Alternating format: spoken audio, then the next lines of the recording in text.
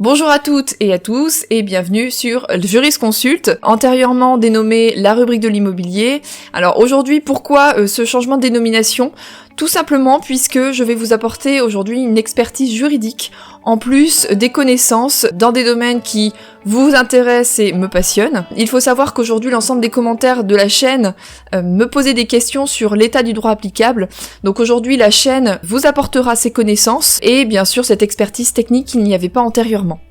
La petite nouveauté, c'est que cette chaîne qui avait vocation antérieurement à s'ouvrir uniquement aux investisseurs et particuliers qui souhaitaient se lancer en immobilier, va aujourd'hui s'ouvrir aux petites et moyennes entreprises, ainsi qu'aux créateurs et influenceurs.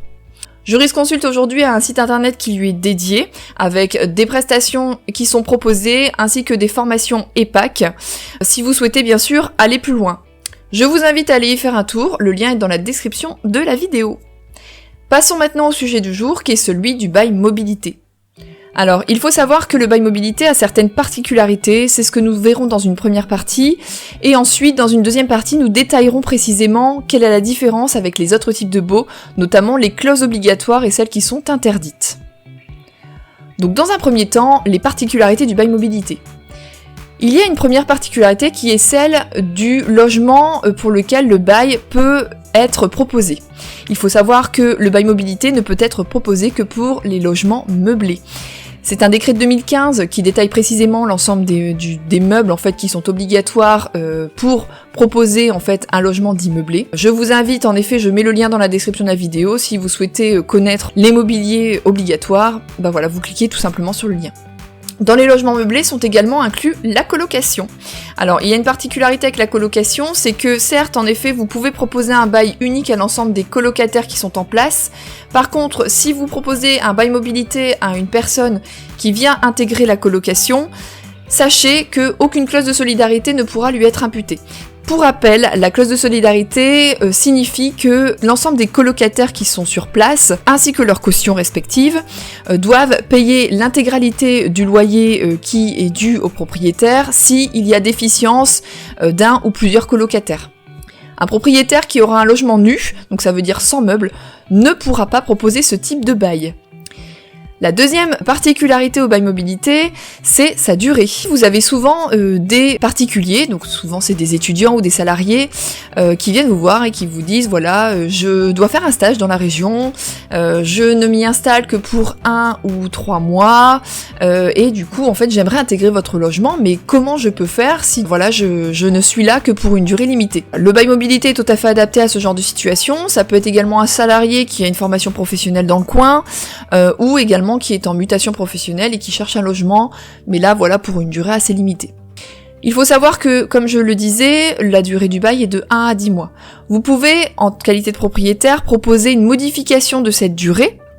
Par exemple, vous avez un locataire qui reste pour 1 mois, vous avez fait un bail d'1 mois, et cette durée peut être reconduite par voie d'avenant pour une durée maximale par contre de 10 mois. Donc par exemple, il a fait signer un bail d'1 mois, si je reprends mon exemple, s'il veut prolonger de 2 mois, c'est tout à fait possible car il reste dans cette durée de 10 mois. Après avoir vu ces deux particularités, en effet, qui est celle du type de logement, également de la durée du bail, nous allons voir quelles sont les différences avec les autres types de baux. Car sachez-le, il y en a. La première différence avec les autres types de baux, c'est que dans votre bail, vous avez une clause obligatoire qui est celle du motif de la location. Je m'explique.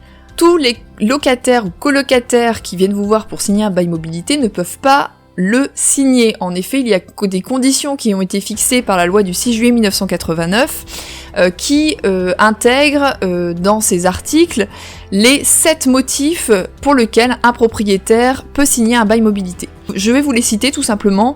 Donc, les situations pour lesquelles un bail peut être signé sont formation professionnelle, études supérieures, contrat d'apprentissage, stage, engagement volontaire dans le cadre d'un service civique, mutation professionnelle ou encore mission temporaire dans le cadre de l'activité professionnelle.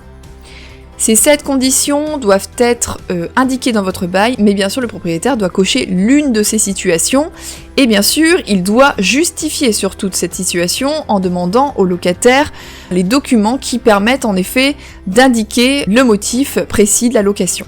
La deuxième différence avec les autres types de baux, c'est concernant le dépôt de garantie. Il faut savoir qu'il y a une clause qui est interdite dans un bail mobilité, c'est celle du dépôt de garantie. En effet, le dépôt de garantie, initialement, est mis en place quand vous faites rentrer un locataire ou colocataire. Ça permet de prémunir en effet les dégradations locatives ou encore les impayés de loyer. Sauf que dans un bail mobilité, cette clause est interdite. Vous ne pouvez pas, en qualité de propriétaire, réclamer un dépôt de garantie à un locataire qui signe un bail mobilité. La seule possibilité bien sûr qui s'offre à vous est celle de réclamer une caution ou une garantie, c'est ce qu'on appelle une garantie. Si par exemple vous avez un étudiant, vous pouvez réclamer une garantie visale, donc personne morale, ou encore une personne physique, un proche. Mais voilà, sachez-le, la seule possibilité qui s'offre à vous c'est cette caution. Vous ne pouvez pas malheureusement demander un dépôt de garantie. Troisième différence avec l'ensemble des baux, c'est concernant les charges récupérables. Vous pouvez demander en plus de loyer le paiement de certaines charges, par exemple l'eau, l'électricité, la taxe ordures ménagères. Dans un bail mobilité, la seule possibilité de modalité de récupération de ces charges, c'est celle du forfait pour charge.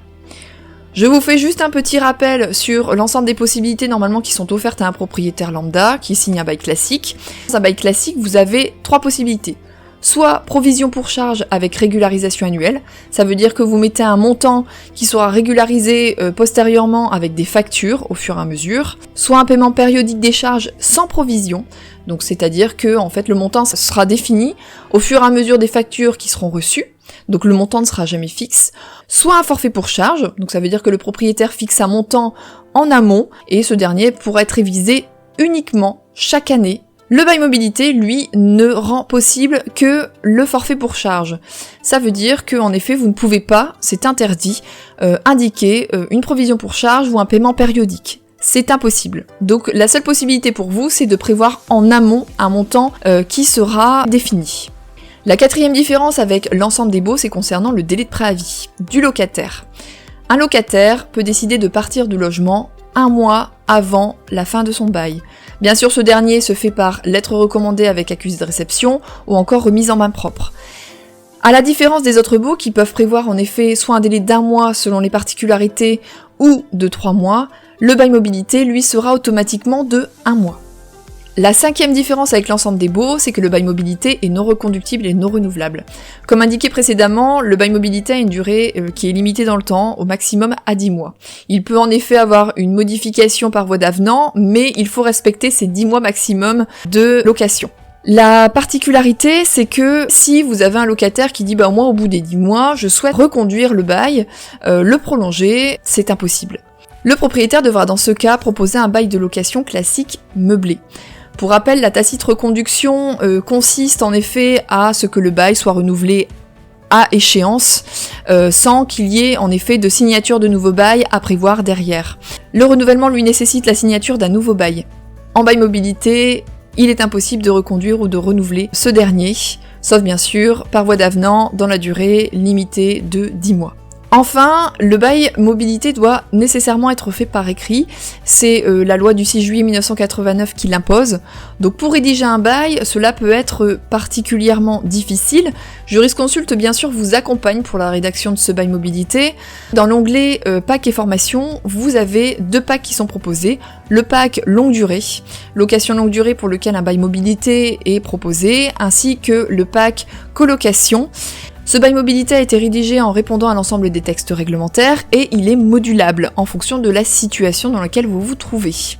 Si vous décidez en effet d'acheter un pack, sachez-le, l'ensemble des fichiers des validations du paiement vous seront envoyés par mail. Vous n'aurez plus qu'à les télécharger sur votre ordinateur ou tablette et à éventuellement les imprimer. Donc c'est tout pour aujourd'hui, merci d'avoir suivi cette vidéo, donc j'espère qu'elle aura répondu à l'ensemble des questions que vous vous posez sur le bail mobilité. Bien sûr, je reste disponible, donc si vous avez d'autres questions, n'hésitez pas à le mettre en commentaire de la vidéo. Et pour l'algorithme, n'hésitez pas également à mettre un pouce bleu et à activer la cloche de notification. Donc pour information, Jurisconsulte a également un LinkedIn, donc si vous souhaitez en effet avoir de l'actualité juridique qui tombe au fur et à mesure, n'hésitez pas à également vous abonner. Je vous dis à bientôt!